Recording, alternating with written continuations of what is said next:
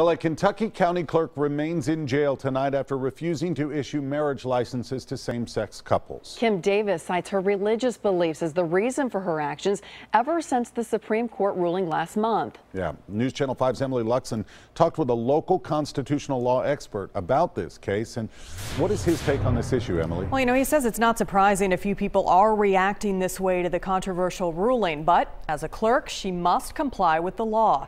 And her actions prove that the battle over same-sex marriage did not end with the Supreme Court decision. A dramatic day in a Kentucky courtroom ended with a clerk in jail and protesters on both sides of the same-sex marriage debate sounding off. Love's no sin!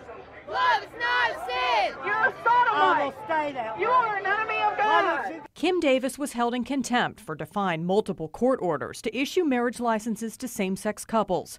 While she said on the stand she believes God's moral law was higher than the courts, Nashville constitutional law expert David Rabin says regardless of her opinion, her job requires her to follow the law. This is political grandstanding at its worst.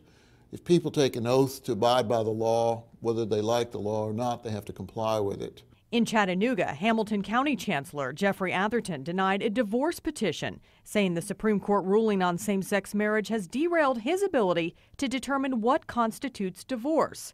Logic, Rabin says, is flawed. Judges have vast amounts of discretion, and rightfully so. But in this particular instance, the judge is putting his personal opinion above the law, which you're not allowed to do. Rabin says while some may disagree with the decision, the Supreme Court has spoken and everyone needs to follow the law. We are a nation of laws, and we need to comply with the law, whether it's popular or unpopular. Otherwise, you have anarchy.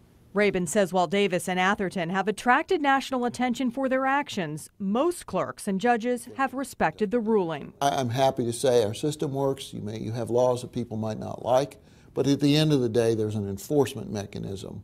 And within a few months, I suppose, we'll be in compliance, and this will be, wait till the next issue to come along.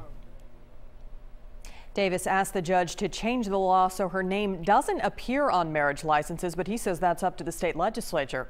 5 of the 6 deputy clerks in the office say they will issue marriage licenses to same-sex couples starting tomorrow. Now, as far as the Chattanooga judge, it's unknown if he will be sanctioned or even impeached. Rory? Interesting. Thanks, Emily.